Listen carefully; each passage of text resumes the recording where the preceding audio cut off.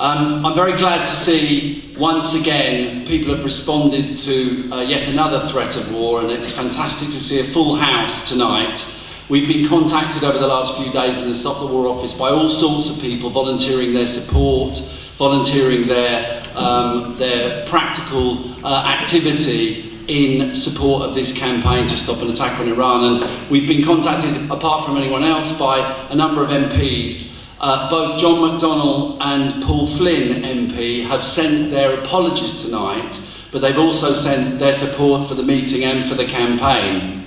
And that's very, very important and crucial for us to build the kind of broad campaign that we're hoping to be able to do in the next few months. We also hope that our new chair, Jeremy Corbyn, will be able to get to the meeting before the end. He's in Parliament tonight. He said that he had to be at a debate on extradition that he is voting in. And so again, he sends his apologies, but hopes to be able to arrive and speak before the end of the meeting.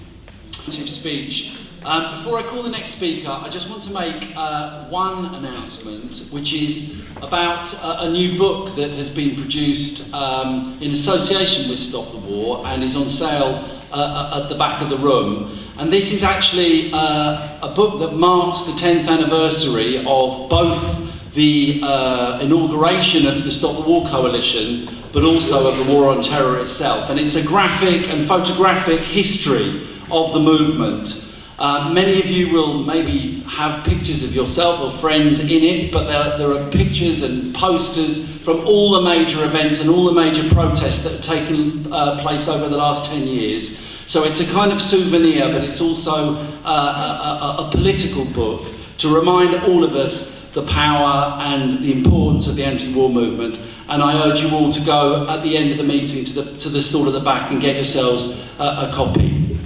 We talked about the way in which at the moment the tension, the threat of wars is spreading right across the Middle East and beyond indeed. And one of the hot spots, one of the points of greatest tension is the question of Syria. And it does look as if not just sanctions, but the possibility of military action, perhaps spearheaded by Turkey, is now very much on the cards. And Stop the War is committed to, just like we're opposing any intervention in Iran, we're committed to stopping any NATO intervention in Syria.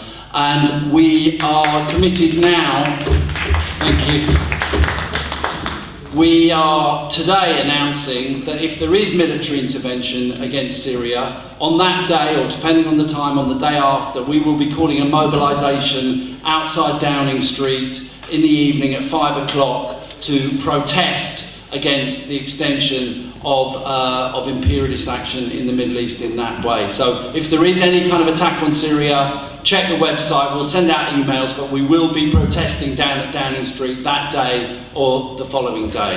It's a couple of minutes out for a collection which people are going to do around the room. They're going to pass buckets round.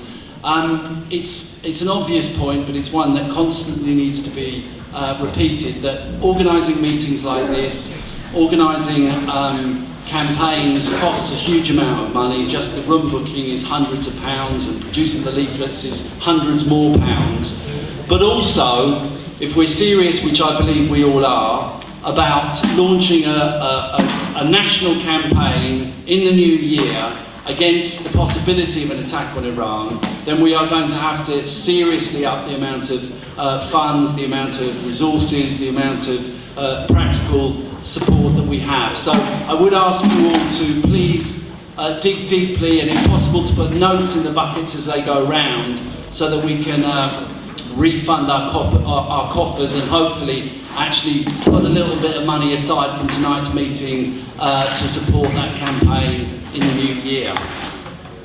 While the buckets are going round, I'd also say this, that if there's anyone in the room who feels as if they can actively participate in the Don't Attack Iran campaign, who maybe can help to organise in their area, or come and volunteer in the office, or help us out with the website and the online communications, then we'd very much like you, at the end of the meeting, to go over to the Stop the Wall stall at the back, give your name in, tell us what your expertise is, perhaps have a quick chat to some of the people behind the stall to tell them what you might be able to do, because we're going to have meetings like this in every area, right around the country, but also in every area in London. So start thinking now about what you may be able to contribute towards this campaign, if you would. And as I say, at the end of the meeting, please go to the Stop the War stall and volunteer your services.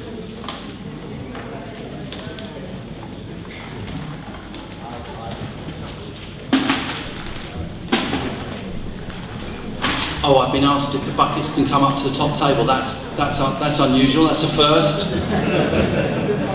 but hopefully a precedent. So other thing, which is that as well as getting one-off donations and collections, we actually need to increase our regular income as Stop the War Coalition. We're actually moving offices this year, so that's going to be another increase in costs. We ask at these meetings all our supporters to actually join Stop the War Coalition, and if possible to take out a monthly standing order or a direct debit, which means that we can increase our predictable income, which is very, very helpful in terms of employing more people and generally kind of strengthening the resources in the office. So again, there's membership forms at the back on the Stop the War stall, so please do take a membership form, if possible, fill it in today and fully join up to the coalition and to the campaign.